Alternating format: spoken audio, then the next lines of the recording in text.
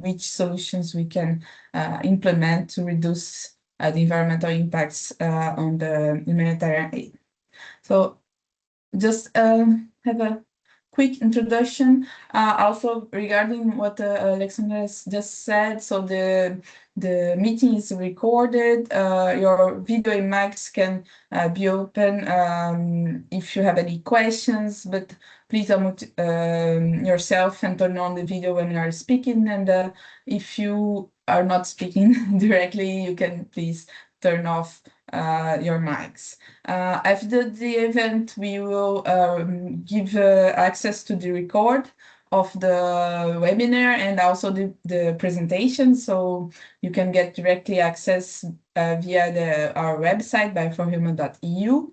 And if you have also any questions and you cannot speak for any reason, you can ask directly in the chat and we'll try to answer all the questions. If you are not yet connected to our Bio4HUMAN project, you can also access our social media channels, LinkedIn. We also have Instagram, and subscribe to our newsletter to have any news. Just a quick content of this webinar today. So we have a quick introduction of the project, European Bio4HUMAN, and the challenges and the avenues that you will look for on the project, the solutions that we identified. And we have also a comparison analysis on the kits, humanitarian kits, and at the end, some conclusions. And the floor is yours for the questions. Just a quick overview on the project for those who were present on the first and second webinar. You have already heard about it, but for those that are new here, so Bio4HUMAN project is a research project funded by the European Commission. We started the project in January 2024, and we aim to end this project in June this year. We have 10 partners with multi-stakeholder approach, mainly related to different sectors and ideas. So we have here PIN and PA for the humanitarian organizations, and we look mainly related to the LCA. We have also Universidade de Cantabria, Inspire, that are our coordinators, and so on. So the project is really, the project name and the title is really Identified Bio-Based Solutions for Waste Management Applicable to the Humanitarian Sector. Just to highlight, it's a research project, and the idea is really to find solutions, and we'll try to draft policy briefs to implement the solutions, but it's not directly related to the implementation. So the objectives of the project is really to assess the scope to which bio-based innovative technological solutions and bio-based systems have the potential to be applied in the humanitarian context. So we defined the needs of the humanitarian sector. We have also this scope of available bio-based innovative solutions that could be applied. And sorry, for the solutions that have been identified, we did this life cycle assessment of the solutions, and as these are bio-based solutions, we have also mapped some LCA methodologies to be implemented, more than the normal ones, methodologies that are implemented in the LCAs nowadays. We have not stopped in the LCA. We have also done some socio-economic analysis and also governance aspects. This is also a work that is ongoing, and for this we are evaluating the socio-economic aspects with LCC, life cycle costing, and social LCA, and also a governance analysis. And conducting the feasibility study for these two countries that are case studies, so the DRC and South Sudan. And at the end, our main goal is to develop guidelines and recommendations for policymakers, the bio-based sector actors, the humanitarian aid practitioners, and also the scientific community. So just One main information, very important. We are finalizing our project. So as I said, it will be finished in June. And we have already started communicating about our final event that will take place in Prague, Czech Republic. But you can also be present online on Zoom. And we take this event will be held on Thursday, 28th May, and you can register directly already online. So the links here, I will share it afterwards, and I think we can also share the link directly on the chat after for you if you're interested. So if you want to know more about the project and what achievements we have made, we can, of course, register yourself and be there even online. It would be awesome. So now I will give the hand to Perrine to present you some achievements. So if you have any questions, please let us know by the chat or with your hands. Thank you.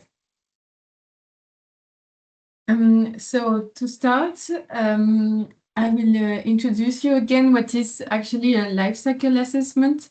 So just as a reminder, a life cycle assessment is a standardized assessment method that aims to evaluate the environmental impacts of an activity, a process, or a product on the environment.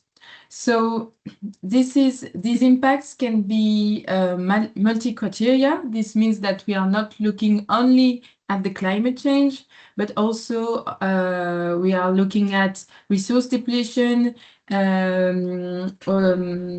water use, some things like that. There are 16 criteria that you can that we are assessing. And it's also a multi-stage analysis because we are looking at the life cycle in its whole. So from the extraction and processing of raw materials until the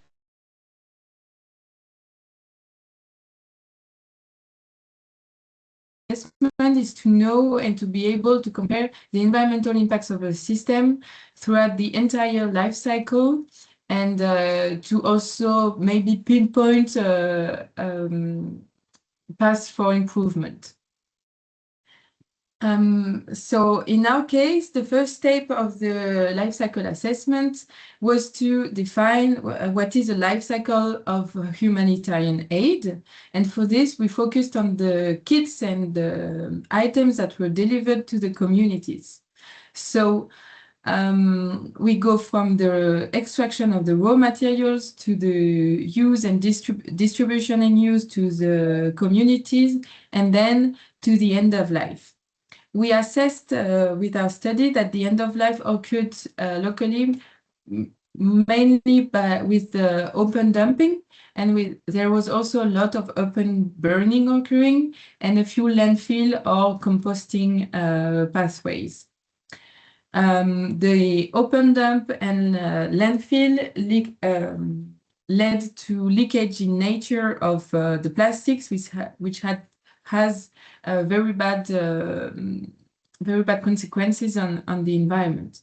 The project Bio4HUMAN therefore focused on one part on the extraction of raw materials, because with bio-based solutions we are not using petroleum, but we are using biotic resources such as sugarcane, for instance. And also on the end of life, where the point is to lower the impacts of the end of life treatment. And that's where Bio4HUMAN tried to identify solutions. So to wrap up a bit what has been discussed on the previous webinars, the solutions that were studied by Bio4HUMAN focused on one part to optimize waste management, focused on one part on the use of bio-based and biodegradable products and packaging. This was presented in the first webinar, where we did the focus on PLA and pouch for ready-to-use therapeutic food.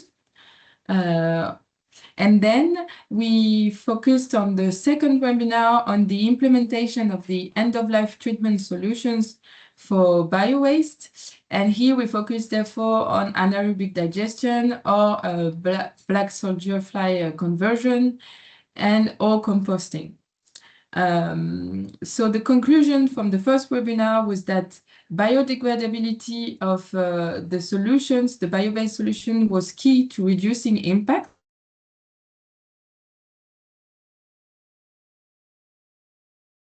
That biodegradable solutions must be treated at end of life, and the solutions of industrial or household composts, or the solutions that can produce also biogas, food, or fertilizer, such as anaerobic digestion or black soldier fly, could be really interesting as a new pathway for end-of-life treatment of bioorganic wastes.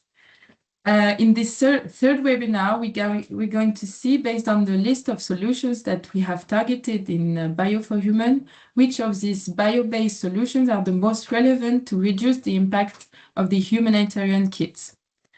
So here are the solutions we have focused on. On the left, you can see what is used in a reference scenario. So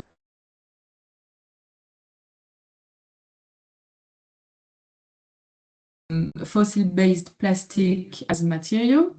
And then on the right, you can see the solutions that were studied. So the PLA bottle, which is bio-based and biodegradable, the compostable pouch for ready-to-use therapeutic food, and other solutions of packaging, and also compostable and disposable sanitary pads, or a biodegradable mosquito net.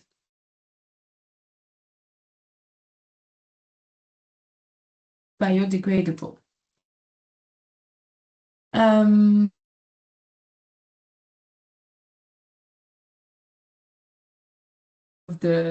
Of the table, but what has been the main big challenge in this study is that for each of the solutions, we needed to define a functional unit, unité fonctionnelle, as you can see on the table, and so this functional unit is defined to represent the equivalent function of a product.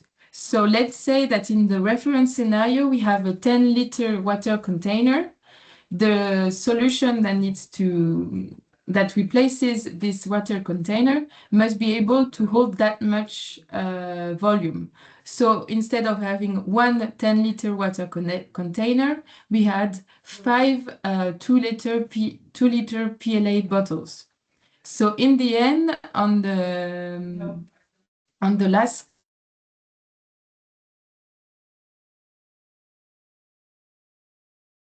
scenario, the reference material, so 210 grams of polyethylene for one water container. And just at the left, on the other column, you can see what is needed for the solutions in terms of material. So to replace these 210 grams of PE, we needed 345 grams of PLA. So we did this work on the multiple solutions that we had identified, as you can see here, and also for a whole kit. So kit had the function to, complete kit had the function to deliver to a household the items that met the needs of a family of 2 adults, 2 children for 1 month. So the analysis that you're going to see afterwards are going to respond to that functionality. So first, I'm going to present to you what were the impacts of the agricultural kit. So you can see on the left the impacts of the kit per item. So the agricultural kit was composed of crop seeds and their packaging, vegetable seeds, a rake, for instance, hooks, fertilizer, and so on.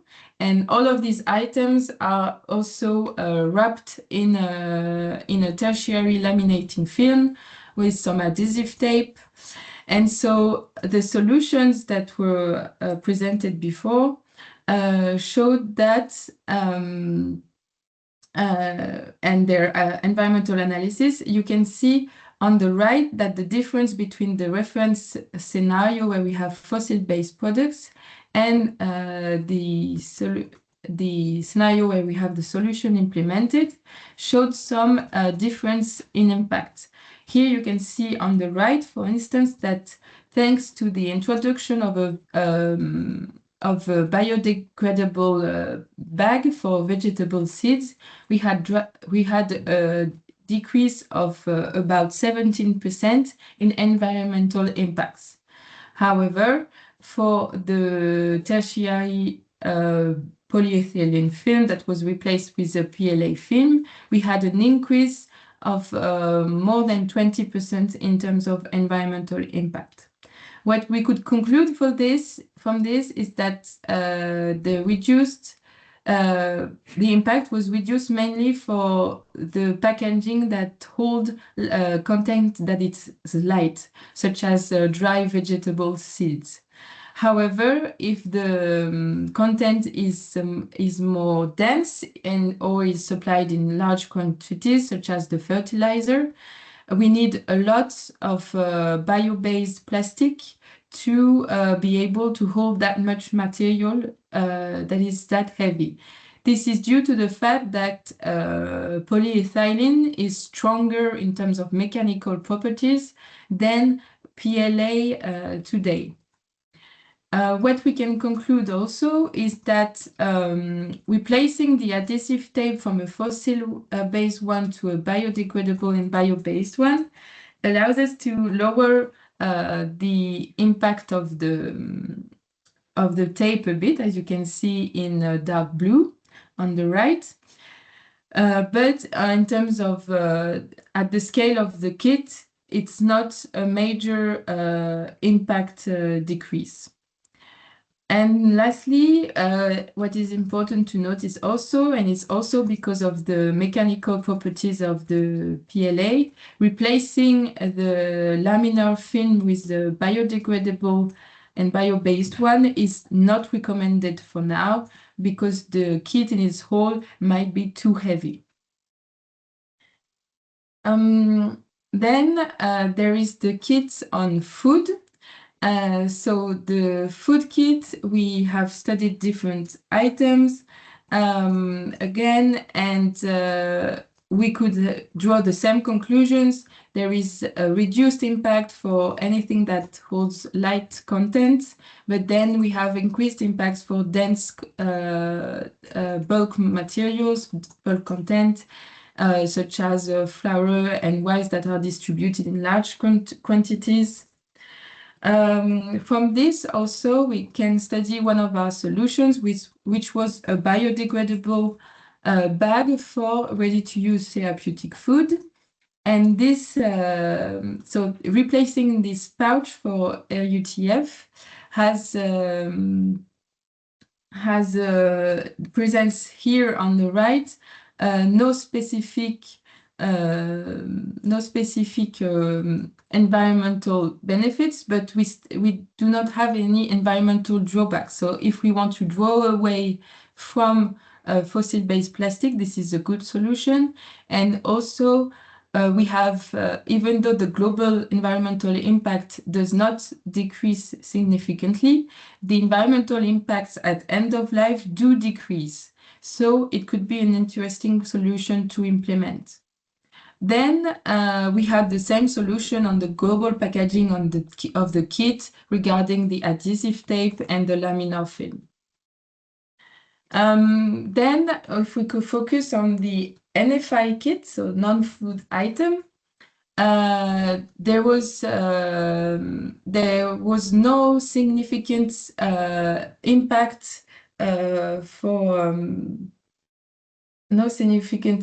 impact for large items packaging, such as a sleeping mat or blankets. So it might be interesting to replace to biodegradable packaging. But it's because also the impact of the items themselves were important compared to the impact of only their packaging. So we don't see really the difference, the relative difference between implementing bio-based packaging or not. We can see also that the packaging of the jerry can, on that case, allows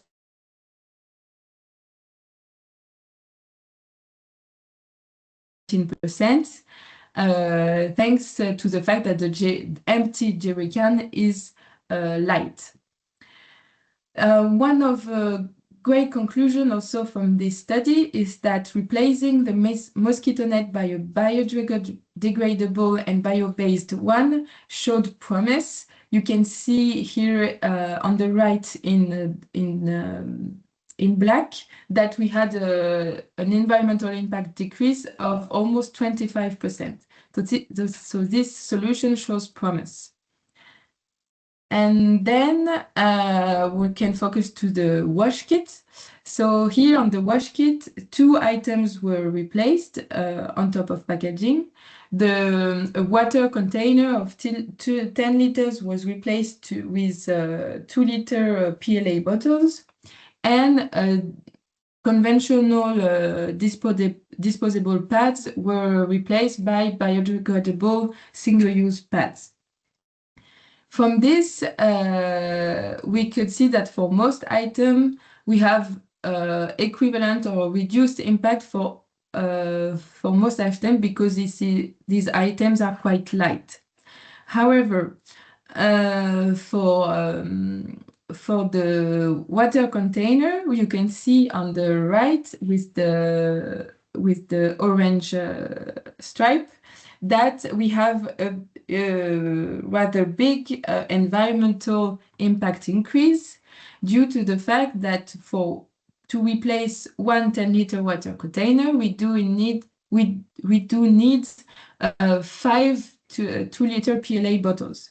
So this is the reason why we have such a large increase. So this solution for now, with the mechanical properties of PLA as they are, might not be so interesting in terms of environmental impact. Then we can see, however, that for the sanitary pads, so they were presented, the SE of sanitary pads were presented in second webinar for those that were here. We can see that we have indeed an environmental impact decrease of about 10%. And this could be really beneficial. But if we look at the scale of the kit, which has the impacts of the disposable pads is rather low compared to other items. So on the scale of the kit, it might be not so interesting, but then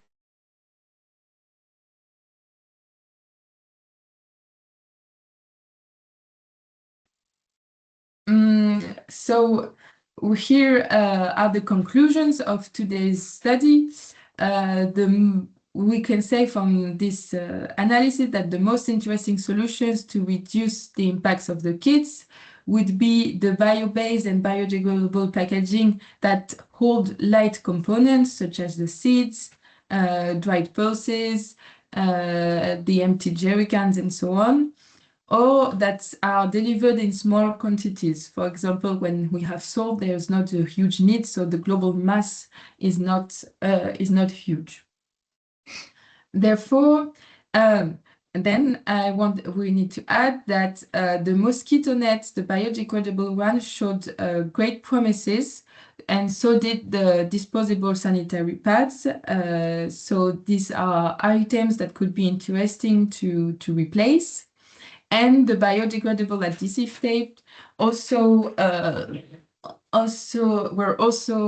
also an interesting pathway, but to a lesser extent, maybe not something to prioritize.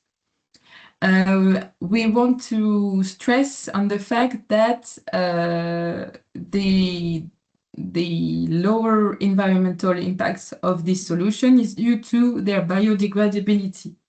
And they must be, therefore, correctly treated at end of life to have these environmental benefits. So we need to, so industrial or house compost must be used, and if possible, implementing end-of-life solutions such as anaerobic digestion or black soldier fly would be great solutions to scale up the treatment of this bio-based project, and it would optimize the reduction of environmental impacts on a local scale.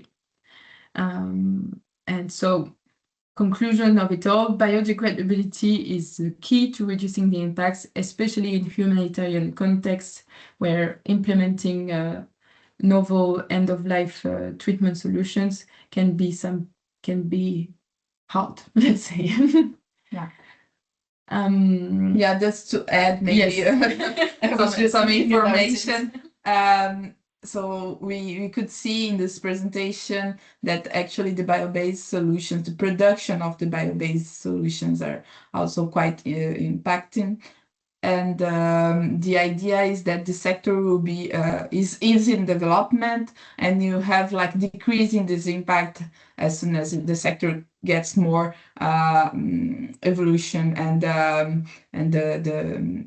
the industry is quite ready to receive this kind of products. So I think the analysis that we have made today represents the impact of today's production of bio-based products that we have presented, and it also reflects a generic data that you could get for the project. So if you are a specific producer of bio-based products, maybe the results is here are not exactly the same of yours. That's something that is very important, and the idea is that we can also look forward new innovations on bio-based sector to reduce more this production impact.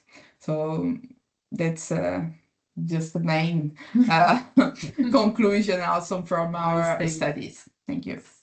So if you have any questions regarding the Perrin's presentation or the Bio4HUMAN project, please, that's the time.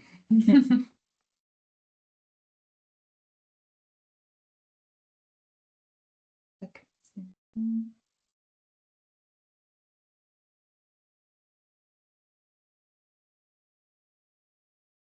No.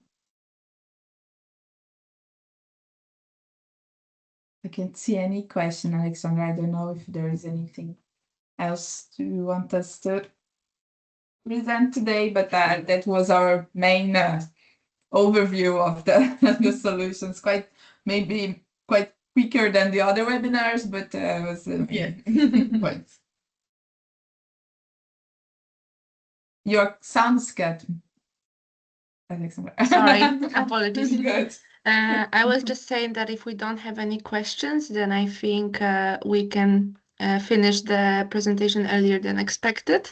If any questions will arise, you can always reach out through this channel. You will have my contacts as well.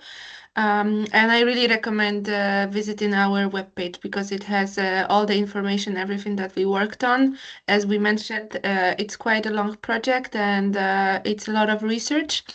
And I believe that it's very, very useful for the future, the developing of the projects, of your projects, of our projects, and of the whole sector. Yeah, good. I don't know. I see a hand on, but I Yeah, but cannot now see it's it down. anymore. I don't know. Maybe.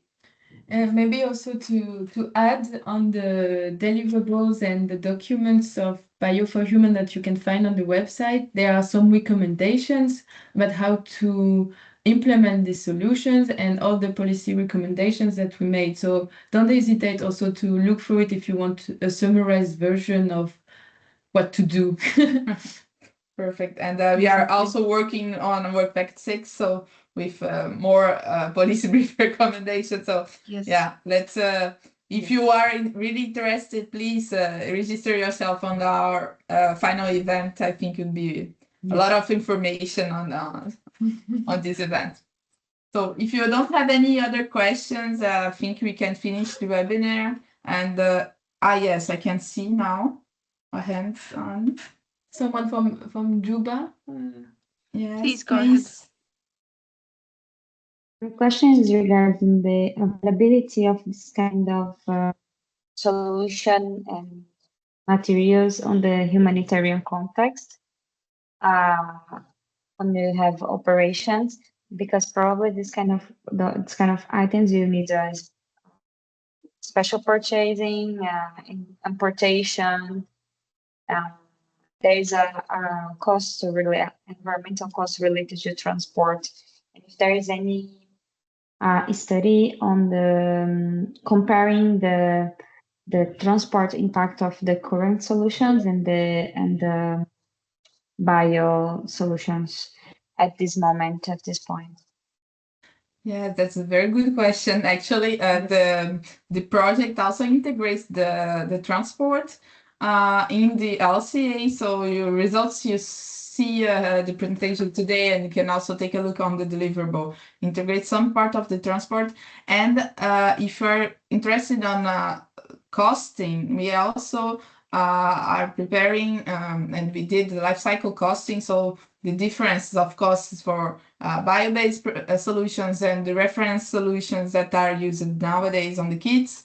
And you can do actually the difference on the whole kit with the type of kit you are choosing, the timing for storage, for example, the type of final delivery, and so on. So we did a really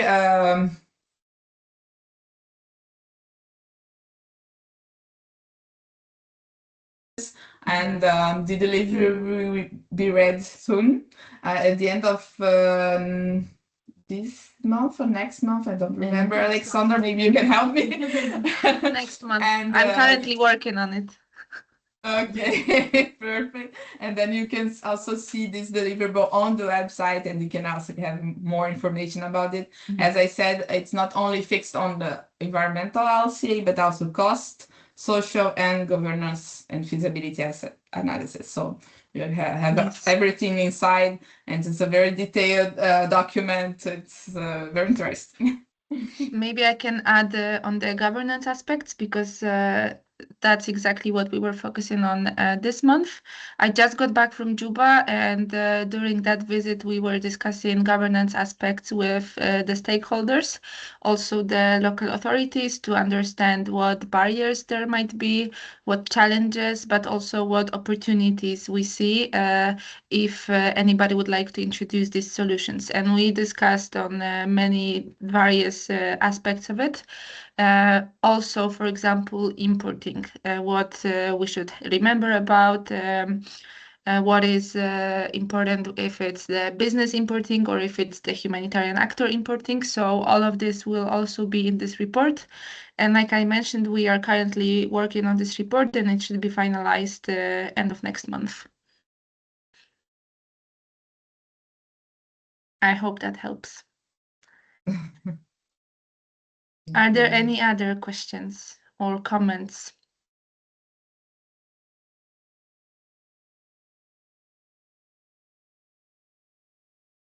Okay, then I think it's all. Thank you all for being here. We are happy you're interested in the topic, and we really recommend visiting our webpage. Of course, I stay here in your contacts if you need anything, any clarifications. Thank you, Perrine and Carolina, for the presentation. It's always a pleasure to work with you on that. And yes, have a nice afternoon and a good weekend. Thank you. Thank you. Bye-bye. Have a nice afternoon. Bye. Thank you. Bye. We will wait for the presentations. Thank you. Thank you. Thank you. Thank you.